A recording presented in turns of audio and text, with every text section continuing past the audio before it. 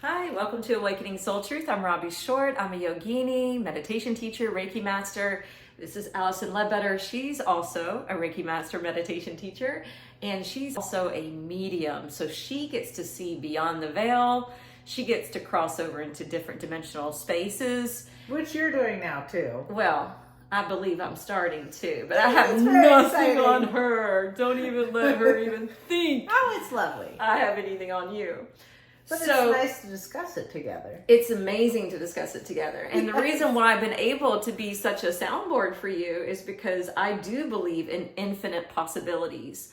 I do believe Yes. in infinite dimensional spaces. I do know we are limited by our sensory organs. Yes, and I'm really open to all of these subject matters because from a very young age, I've always questioned things and how they are and why they are, and not thinking it was correct Right. or balanced or Or I'm going to put it this way. It's limited.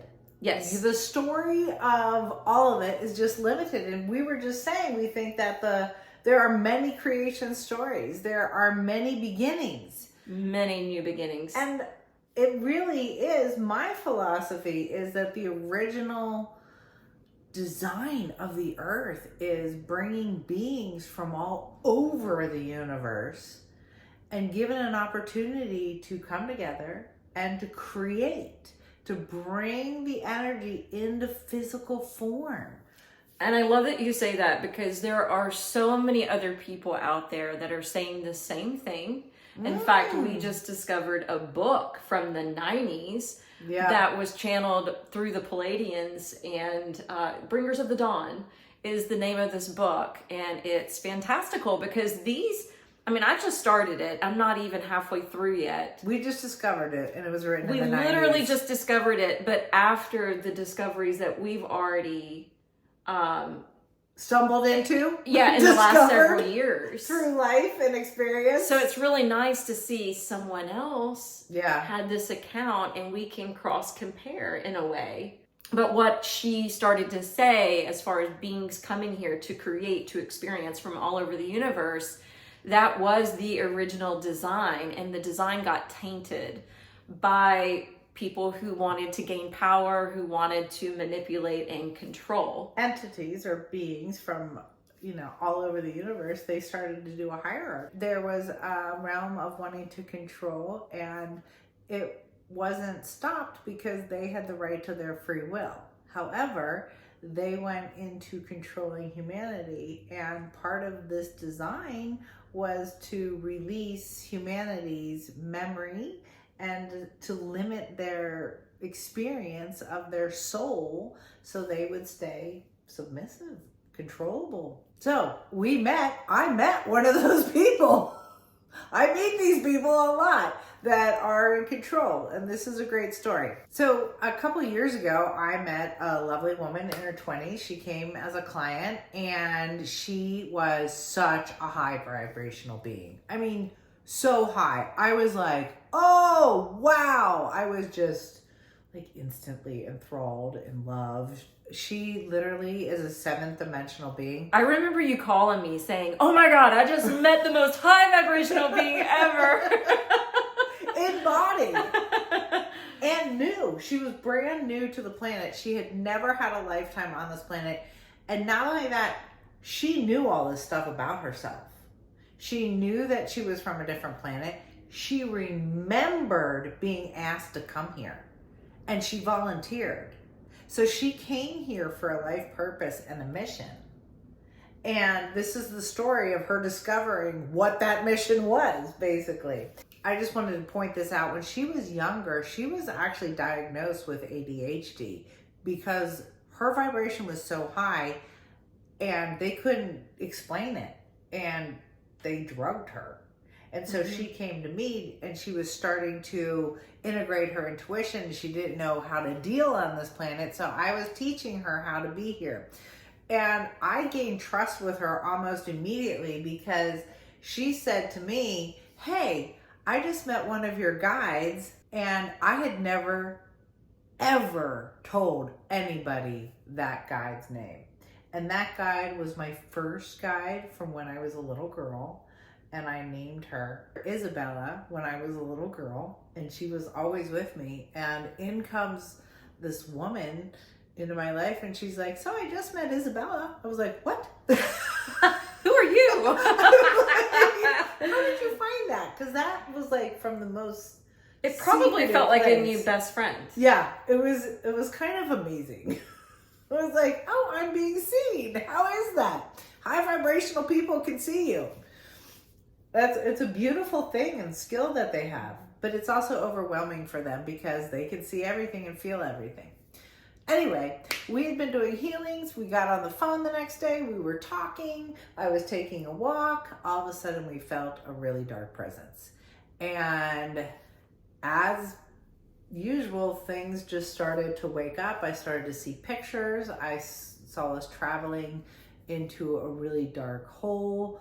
I saw a ring of cloaked beings. They all had cloaks, like monk cloaks on, and they had hoods over it, and I couldn't see their face, and it was black, and they were in a circle, and there was definitely something in the center, and like every single hair on my body was up. And I was taking a walk. There was in the sun.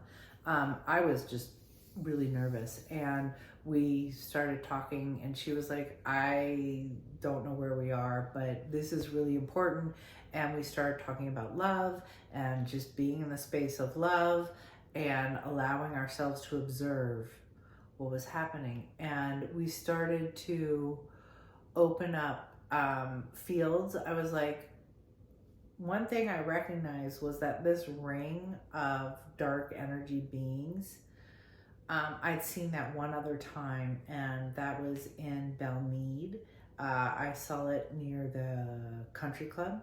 Oh. I'd seen that ring before. So the ring didn't surprise me then. I mean, the ring surprised me then. It didn't surprise me this time, but I knew we had to break it up. And that this was a vortex of dark energy being held in a circle. And it was really, really strong. They were like chanting, and it was nuts. And I didn't know if they could see us or not. When you say chanting, how they definitely were in unison and consciousness together, and they were definitely moving and having a sound with was the chanting in something dark? I don't know if I registered that. Okay. But yes, I mean, yes, the whole feeling was dark. Yes, I don't know the words of it, but it was definitely a movement and a home. Yeah. And they were in this pattern with each other, all united. We started doing energy work, Reiki, healing, doing the symbols, and we started seeing children peering through. And again, most of the space is dark on the other plane, and it just shows up, or it's like a field of energy, and like all of a sudden you'll notice a new wave or a new group of people coming in. And there was these children that were starting to release. And then I started to realize that there were angels showing up, and these children were crossing over, and it was like popping like bubbles. And as we were praying, we were freeing them. We were allowing them to experience the light. They were waiting for us almost. The children were. They were so ready to go. And to this day, I don't know what captured the children. So they are being released, and I was like, this is incredible. This was such an easy thing to take down. I was really excited. The hooded beings started to disintegrate. They started separating. It started pulling apart. You could feel that how old they were. It felt musty almost and just dark. And we were like, great, this is kind of over. That was easy. Nope. Because once that kind of image dissolved and we took the power off of the monks or the dark energy that was there, it was like my blood stopped. It got so dark. And she was like, what is that? I'm like, I actually don't know. And it was the darkest energy I have ever come across in my life. And all of a sudden, she became really clear. This is why I'm here. I'm here to take this energy down, to ask him to come home. And had she experienced, sorry to interject, yeah, but had she experienced things like this before? no. Like where she moves in and out of different spaces, like what was happening in that moment? Yeah, she actually works as a medium. So Okay, yes, she can talk to the other side very easily. Yes. Okay. So she was actually having a lot more vocals, and we were discussing it back and forth and confirming each other's what we were seeing. Mm-hmm. And she said, this is why I'm here. I'm here to ask him to come back to our planet. And it was really clear that he was originally from her planet, and that's what she had volunteered for. And she had come here to tell him it was time to come home, or to do the following is what happened. He did not want to come home. He was really angry that his power had been taken away. And there was a lot of scurrying. There was a lot of movement. And then all of a sudden, this golden dagger just like fell into my arms. And I was shocked because I've never used actual weapons in any of these healings. Out of nowhere, she grabbed it and she just thrusted it straight through this being's heart. And it was like, golden dagger in my arms, and woof, right into this thing's body. And it just split open. It was just like, ugh. And as that's happening, I, for some reason, start building a vortex and get that energy immediately contained, because it can scatter really fast and move into black snakes. And it was like I just threw down and started making a circular form and allowing all that energy to rise. Now, is this just innate within you that I need to kind of quarantine this and vortex this out, and yeah, it just comes up naturally? Right? Because I don't know if I'd know what to do in that moment. I have never known what to do. I am the observer of my soul. Just the way people meditate and you're observing your words and you can separate back. This is the same that can happen with your soul. If you let go, your soul will take over. And basically the awakening of the planet is to allow your soul and the memories of the soul to be reestablished. To allow truth to be there. So yeah, I just roll with it. Anyway, let's just remind you, the spirit or the soul is not something tiny in here. Right. It's massive. It's huge. It's powerful. It's not limited to the body. It's not even limited by the mind. It contains all of your lifetimes, and in it and of itself, and so much information regarding those lifetimes. It holds all the memories. So okay. That is what happens. I literally watch myself. I become, it's almost like I'm watching an avatar, but it's me, and it's kind of automatic. So we healed this really, really dark energy, and it ended, and we cleaned it up, and it was really clear to us that was what I would call a fallen angel. Now, we don't know if it was a fallen angel. That's just kind of the term we're putting towards it. But if the original design was for these universal beings to be able to come here to create, mm-hmm. and if this was a high dimensional being, Yeah, it came to rule over a group of humanity, and it had this vortex. It created its own vortex of space and time, and it was old. I mean, it felt like 12,000 years old. And I remember at the time thinking, is that the fallen angel? Is that where the darkness first came in? Remember, I'm always going to ask these really big questions. Why is humanity so off its mark? Why is it so separate from the spirituality that I'm finding in my heart?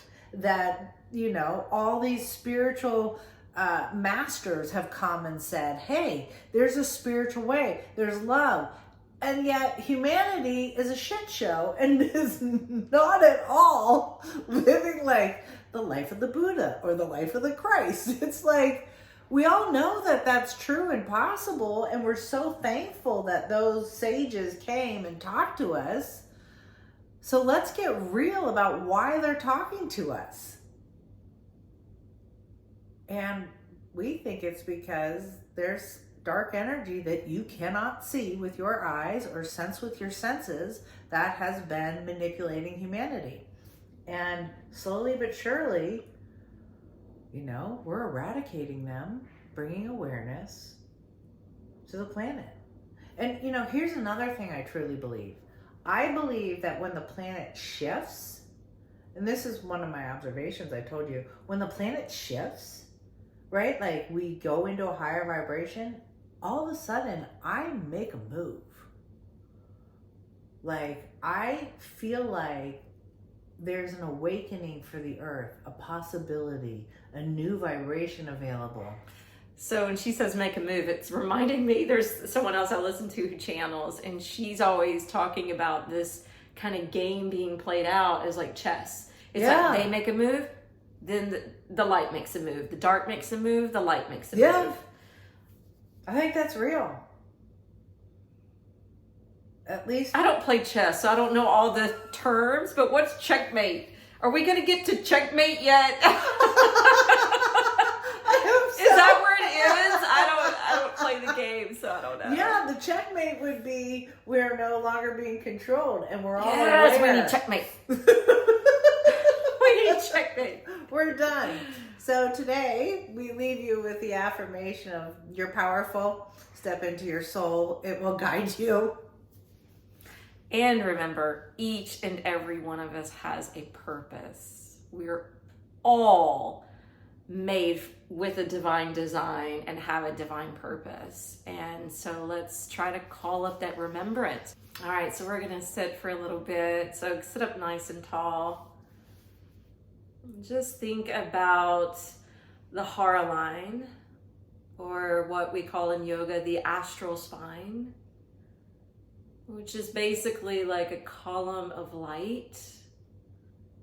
And you can picture this from the top of your head, moving down through the central part of your body, and even anchoring into the surface below. Imagine that this landing line is hitting gold. And the earth is now feeding this golden light up through the hara line. And instead of imagining it stopping at the crown of your head, imagine it's continuing to move up beyond the clouds into the celestial skies. So that now you have a cosmic connection with a planetary connection. Pure, divine light. Imagine it's feeding you from above and below. Remembering that statement, as above, so below.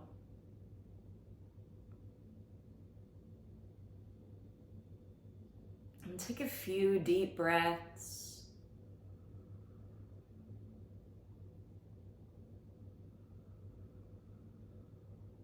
Following the energy as it travels up and down.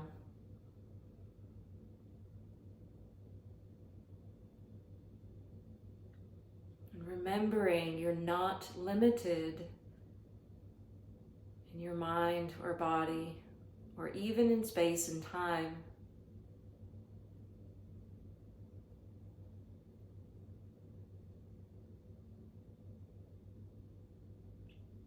And while you're picturing this, affirming mentally within, I choose to remember my divine purpose.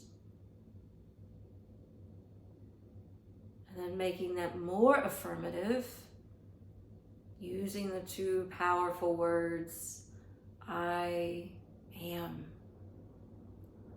I am remembering my divine purpose.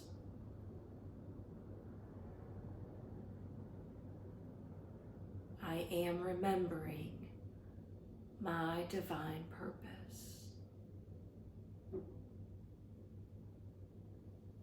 So place your left hand over your heart and your right hand on top of that. And let's take 3 deep breaths.